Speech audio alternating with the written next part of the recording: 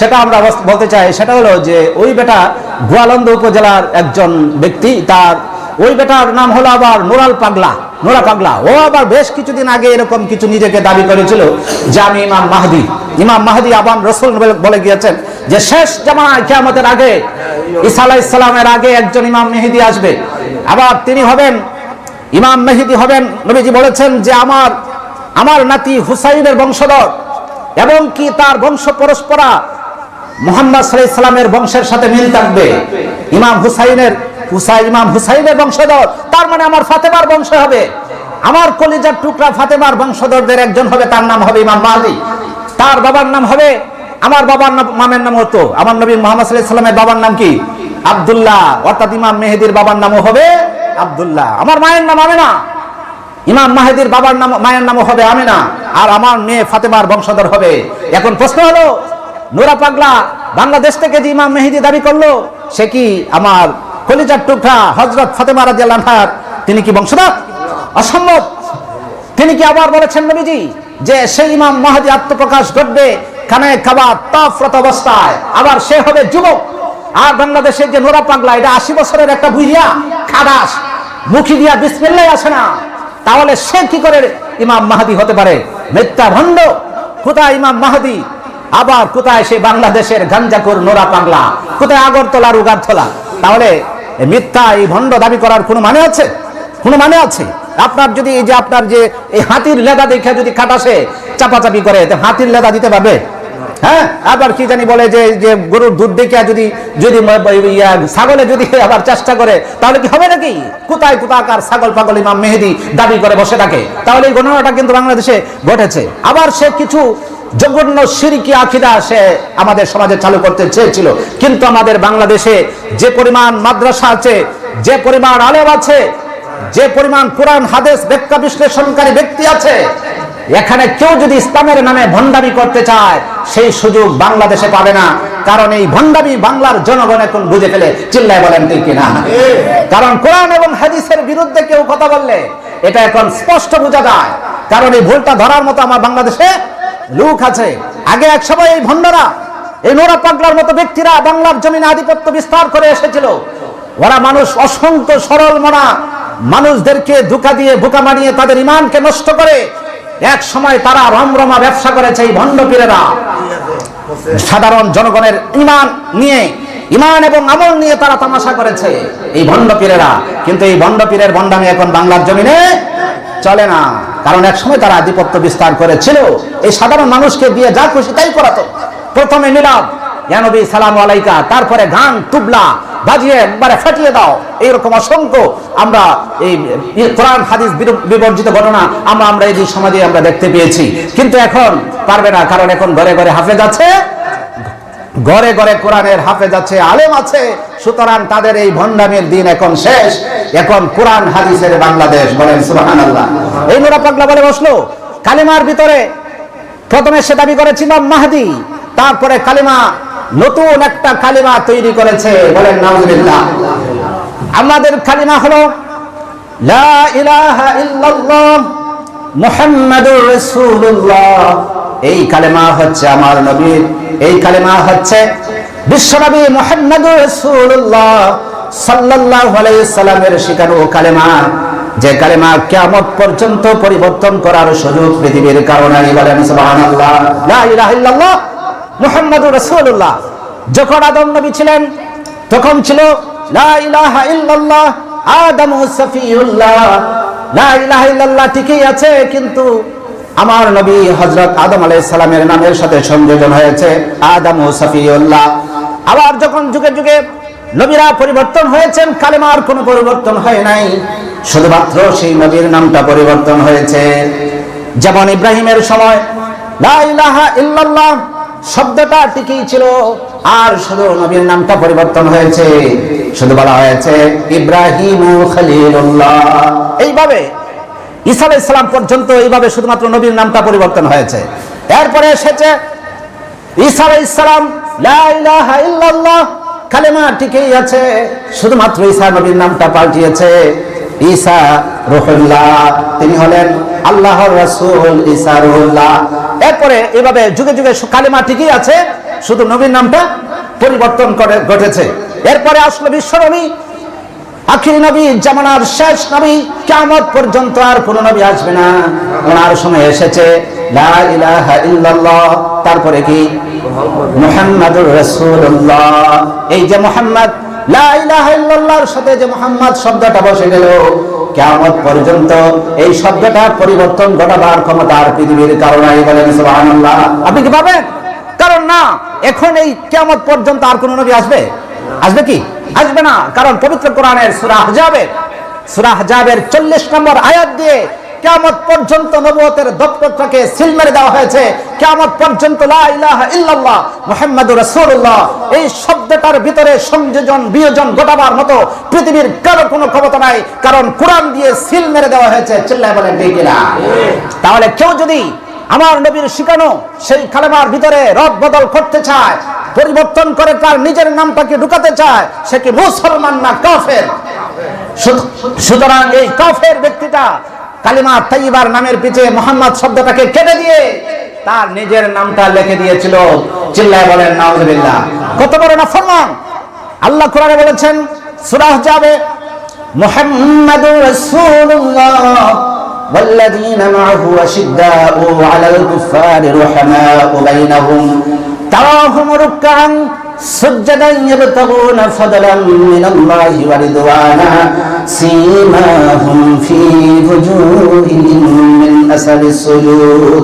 আল্লাহ বলেছেন দুনিয়ার মানুষ শোনো, মুহাম্মাদুর রাসূলুল্লাহ, এই মুহাম্মদ সাল্লাল্লাহু আলাইহি সাল্লামকে তোমরা কি চিনো? যদি না চিনে থাকো আমি তোমাদের পরিচয় করাইয়া দেই তিনি কে। আল্লাহ বলেছেন এই নবীর সাথে আমি তোমাদেরকে পরিচয় করাইয়া দিচ্ছি। বিশ্বের মানুষ তোমরা কেউ চিনতেও পারো, না চিনে কেউ ভুলও করতে পারো। কিয়ামত পর্যন্ত যেন আমার নবীকে তুমি বলে না যাও, কোরআন থেকে যেন আমার নবীর পরিচয় তুমি জানতে পারো, সেই জন্য আমি আমার নবীর নামটা কোরআনের ভিতরে আমি স্পষ্টভাবে আমি উল্লেখ করে দিলাম। বলেন সুবহানাল্লাহ। কি বললাম? মা কারা মুহাম্মদ, মুহাম্মদ হচ্ছেন আবা আহাদিন মিন রিজালিকুম। আবা, আবা মানে আব্বা, আবা আহাদিন মিন রিজালিকুম। রিজাল শব্দের অর্থ হলো পুরুষ। তিনি তোমাদের কোন পুরুষের পিতা নন। তাহলে তিনি কে? ওয়ালাকিন রাসূলুল্লাহ, তিনি হচ্ছেন আমি আল্লাহর রাসূল। বলেন সুবহানাল্লাহ। তিনি আমার রাসূল। ওয়ালাকিন রাসূলুল্লাহি ওয়া খাতামান নবিয়্যিন, আর হচ্ছেন তিনি হচ্ছেন সর্বশেষ নবী এবং রাসূল। কিয়ামত পর্যন্ত তারপরে আর কোন নবী রাসূল পৃথিবীতে আসবে না। বলেন সুবহানাল্লাহ। তাহলে আল্লাহ বলে দিয়েছেন আমার এই নবীর পরে আর কোন নবী আসবে না। তাহলে এখন যদি নুরাল পাগলা যদি দাবি করে আমি নবী, আমি ইমাম মাহদী, আর আমার নামের পিছনে লা ইলাহা ইল্লাল্লাহ, সে তার নামের পিছনে ইচ্ছামতো লাগিয়ে নিয়েছে যে তা মাহদী রাসূলুল্লাহ। বলেন নাউজুবিল্লাহ। মিলেছে নাকি? আল্লাহ বলেছেন মুহাম্মাদুর রাসূলুল্লাহ, আর হে বলে মাহদী রাসূলুল্লাহ। তাহলে কি মুসলমান না কাফের? এই ভণ্ড প্রতারকের সাথে আমার দেশের তাওহীদি জনতা যে কাজটা করেছে আসলে ভালো করে নাই, তবে এটার একটা আইনগত ব্যবস্থা সরকারিভাবে নেওয়া উচিত ছিল, কিন্তু তার জীবিত অবস্থায় সেই পদক্ষেপটা সরকারিভাবে নেওয়া হয়নি, যার কারণে তাওহীদি জনতা তাদের আইনটাকে তারা হাতে উঠিয়ে নিয়েছে। যদিও তারা কাজটা খারাপ করেছে, কিন্তু সরকারিভাবে তার বিরুদ্ধে ব্যবস্থা নেওয়া দরকার ছিল। কিভাবে সে পারে বলতে যে আমি হচ্ছি সেই ইমাম মাহদী? তাহলে সেই ব্যবস্থাটা নেওয়া হয়নি। এরপরে সে আরো বলেছে যে তার তৈরি করা নিজে ইমাম মাহদী, কালেমার ভিতরে পরিবর্তন। এরপরে সে কোরআন শরীফকে তুচ্ছ করে বলেছে ভুসপাতা। কোরআন শরীফ কোনো পাঠ্য পুস্তকই না, এটা কোনো গ্রন্থই না, এটা হলো ভুসপাতা। ভুসপাতা মানে কি? ভুসপাতা মানে তেজপাতাও হতে পারে। আবার এই যে আপনারা যে আগের দিনে তামাক খাইতো না, তামাক, এই যে তামাক পাতা দেখেছেন আপনারা, এই তামাক পাতা দিয়ে বিড়ি বানানো হয়, তামাক পাতা দিয়ে সিগারেট বানানো হয়, আবার এই তামাক পাতা দিয়ে হুক্কা, আগের দিনে কি ছিল হুক্কাও খাওয়া হয়, কলকির ভিতরে ভৈরা এই যে হুক্কা খায়, এইটাকে তামাক পাতা আবার বুস পাতা বলে। চিন্তা করেন কত বড় নাফরমান! সে কোরআন শরীফটাকে তুচ্ছ তাচ্ছিল্য করে সে একটা তামাক পাতার সাথে বুস পাতার সাথে তুলনা করেছে। আর যে ব্যক্তি কোরআনকে নিয়ে এইরকম বাজে মন্তব্য করতে পারে সে কি মুসলমান থাকে না কাফের হয়ে যায়? কোরআনকে সে বুস পাতা বলেছে। চিন্তা করেন তখনকার সময়ের বেঈমান কাফের পর্যন্ত এই কোরআনকে নিয়ে বাজে মন্তব্য করে নাই, বরং তারাও বলেছে এটা মহান আল্লাহ সুবহানাহু ওয়া তাআলার পক্ষ থেকে নাজিল হয়েছে। বলেন সুবহানাল্লাহ। আর ওই বদমাইশ জানোয়ার জাহান্নামের একটা নরদম সে নাকি আমার কোরআনকে নিয়ে মন্তব্য করে বলে এটা নাকি বুস পাতা। এটা যদি বুস পাতা হয়ে থাকে তাহলে আসল পাতা কোনটা? তুই কি কোরআনের মতো করে একটা কোরআন তৈরি করতে পারবি? নরাদম জাহান্নামের কীট কোথাকার কুলাঙ্গার, সে আমার কোরআনকে বুঝপাতা বলে গালি দিয়েছে। ওকে যদি 1 কোটি বার ফাঁসি দেওয়া হয়, 1 কোটি বার জীবন্ত অবস্থায় যদি ফাঁসি দেওয়া হয়, তার এই মন্তব্যের প্রতিশোধ হবে না। আল্লাহ পাক তাকে জাহান্নামের মাঝখানে যেন তাকে আল্লাহ স্থায়ীভাবে শাস্তির ব্যবস্থা করে দেন, আমরা বলি আমিন। তাহলে এরকম সে আজানের বাণীর ভিতরেও সে পরিবর্তন এনেছে। এরকমটা একটা করেছিল, আপনারা শুনেছেন যারা ইতিহাসের ছাত্র, আমরা লেখাপড়া যারা করেছি আলহামদুলিল্লাহ, তো আপনারা সম্রাট আকবরের কথা শুনেছেন। দ্বীন ইলাহি নামে একটা সমাজ ব্যবস্থা সে চালু করেছিল।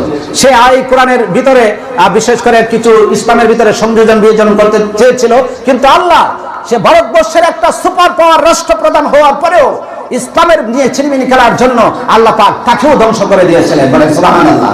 যারাই আসবে এই কোরআনের সাথে সংঘর্ষে, যারা আসবে, যারা এই কোরআনের সাথে বিরোধিতা করতে আসবে, তাদের কি আল্লাহ গোষ্ঠী শুদ্ধ শেষ করে দিবেন। অতীতেও শেষ করেছেন, কেউ মুক্তি পায় নাই। আপনার উদাহরণস্বরূপ, আপনার এই যে ছাগল আছে না, ছাগল যদি একটা পাহাড়, বিশাল বড় একটা পাহাড়, এই পাহাড়ের পিছনে আছে ঘাস, পাহাড়ের পিছনে আছে বিশাল একটা মাঠ, কিন্তু উঁচা পাহাড়ের জন্য সেই মাঠে যেতে পারে না ঘাস খাওয়ার জন্য। কিন্তু ছাগল জানতে পারছে যে ওই পাহাড়টা পাড়ি দিলে ওইখানে গিয়ে ঘাস খাওয়া যাবে। এখন ছাগলের সমস্ত শক্তি একত্রিত করে যদি সে ভাবে যে একটা টুসি মাইরিয়া পাহাড় ভাঙ্গা তারপরে ওই জমিনে আমি ছড়াইয়া পড়বে, তাহলে দূর থেকে যদি পাহাড়ের ভিতরে তার শিং দিয়া যদি একটা গুতা মারে, তাহলে কি পাহাড় ভেঙে যাবে? না না, তার মস্তিষ্ক বেড়ে চিটকে গিয়ে ধরা পড়বে। কি হবে? ছাগলের ধাক্কায় কি পাহাড় ভাঙবে না তার মাথা ভাঙবে? ঠিক তেমনি ভাবে ছাগলের ধাক্কায় যেমন পাহাড় ভাঙে না, দুনিয়ার কোন কাফের বেঈমান যদি ইসলামের সাথে ধাক্কা দিতে চায়, তাহলে ইসলামের কিছুই হবে না, কিন্তু তার সর্বনাশ হয়ে যাবে। বলেন ঠিক কিনা? ইসলাম হচ্ছে দুনিয়ার মানুষ যদি, সমস্ত পৃথিবীর মানুষ যদি আকাশের দিকে ফু দেয়, যে ফু দিয়া সূর্যের আলো নিভিয়ে ফেলবে, সূর্যটাকে ফু দিয়া নিবানো যাবে? আপনি কি পারবেন? সূর্যটা বাংলাদেশের পৃথিবীর সমস্ত মানুষ একত্রিত হয়ে যদি সূর্যের দিকে ফিরা যদি ফু দেয়, তাহলে সূর্যের আলো নিবে? নিবে না। আচ্ছা সূর্যটা বাদ দেন, ওটা তো অনেক শক্তিশালী, কিন্তু এই যে লাইট আছে, এই যে কারেন্টের যে লাইট আছে, এই যে লাইটটা সুইচটা অন করে দিলাম আমরা, এখন এটা আমাদের ফু দেন, তো এটা কি নিবে? নিবে? এটা আপনি সমস্ত পৃথিবীর মানুষ এটা আমাদের ফু দেন, নিবে? নিবে না, কারণ এটা মেইন সুইচটা অন্য জায়গায়, ওইটা অফ করার আগ পর্যন্ত এই লাইট নিবে না। ঠিক তেমনি ভাবে ইসলাম হচ্ছে একটা আলো, যার মেইন চেষ্টা হচ্ছে মহান আল্লাহ সুবহানাহু ওয়া তাআলার কাছে, যেটা স্বাধীন থেকে আল্লাহ পাক জ্বালিয়ে দিয়েছেন। মেইন চেষ্টা কার কাছে ভাই? কার কাছে? আল্লাহর কাছে। আল্লাহ মেইন চেষ্টা যখন জ্বালিয়ে অন করে দিয়েছেন, পৃথিবীর সমস্ত মানুষ যদি এই লাইটের ভিতরে যদি ফু মারে ইসলামকে ধ্বংস করার জন্য, নিবানোর জন্য, তাহলে পৃথিবীর সমস্ত মানুষ ব্যর্থ হবে, কিন্তু ইসলামের কোনো ক্ষতি হবে না, কারণ মেইন চেষ্টা মহান আল্লাহ তার কুদরতের হাতে রেখে দিয়েছেন। বলেন সুবহানাল্লাহ। ওটা আল্লাহর হাতে। সুতরাং এই বাজে চিন্তা করে লড়াই করার তো জায়গা আছে। সুতরাং ইসলামের সাথে লড়াই করতে আসলে কি আছে? খবর আছে। আবার কিছু আমাদের মুসলিমদের মাঝে কিছু আছে, এরা আবার ইসলাম সম্পর্কে অজ্ঞ, এরা না জেনে বলে নোরা পাগলা এই কাজটা কি ঠিক হয়েছে? নোরা পাগলা তো মনে হয় আল্লাহর ওলি হবে, যে কিভাবে তার লাশটা তো মরছে না, 14 দিন পরে তার লাশটা কবর থেকে উঠানো হয়েছে, লাশ পচে নাই যেহেতু, তাহলে নিঃসন্দেহে সে মনে হয় আল্লাহর ওলি হতে পারে। চিন্তা করেন, উদির পিন্ডি বুদির কাছে এই বাঙালি জাতির কোরআনের জ্ঞান না থাকার কারণে একটা ভণ্ডকে আল্লাহর ওলি মনে করতে শুরু করেছে। আপনারা কি জানেন ফেরাউনের নাম শুনেছেন? ফেরাউনের লাশটা সে যখন মরে গিয়েছিল, তার লাশটা কি পচেছে? ধ্বংস হয়ে গেছে তার লাশ। এখনো পর্যন্ত ফেরাউনের লাশ আছে, নষ্ট হয় নাই, পোকা ধরে নাই, এটার মাঝে নষ্ট হয় নাই, পছন্দ ধরে নাই। এটাকে আল্লাহ ছুটকে বাড়াইয়া কিয়ামত পর্যন্ত মিশরের পিরামিডে আল্লাহ রেখে দিয়েছেন, যাতে কিয়ামত পর্যন্ত প্রত্যেকটা ফেরাউনের মতো দুশ্চরিত্র রাষ্ট্রপ্রধান যেন তাকে দেখে শিক্ষা নিতে পারে। এই জন্য কিয়ামত পর্যন্ত আল্লাহ তার লাশটাকে সুটকি বানায় রেখে দিয়েছেন। বলেন সুবহানাল্লাহ। তাহলে ফেরাউনের লাশটা যেহেতু পচে নাই, তাহলে আপনি কি বলবেন যে ফেরাউন মনে হয় আল্লাহ কি ছিল?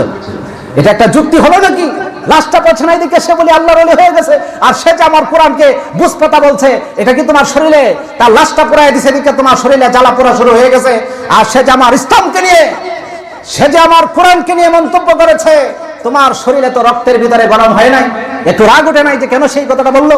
এই কথাটা তো বলো না, তার লাশটা পুড়িয়ে ফেলছে তোমার শরীরে জ্বালা পোড়া, আর আমার কোরআনকে নিয়ে তো বড় মন্তব্য করলো, এই ব্যাপারে তোমার জ্বালা পোড়া নাই। তাহলে বুঝতে হবে তোমার ইমানের মাঝে কি আছে? দুর্বলতা। কথা বুঝে আসছে আমার? যাই হোক, আমি সময়ের জন্য তাড়াহুড়া করে বলে ফেলছি আমার সর্বশেষ ঘটনা, আর 5 মিনিট আমি কথা বলবো, 5 মিনিটই আছে ইনশাল্লাহ। তাহলে সেই জন্য আমি আগে বলেছিলাম লবণ যদি নষ্ট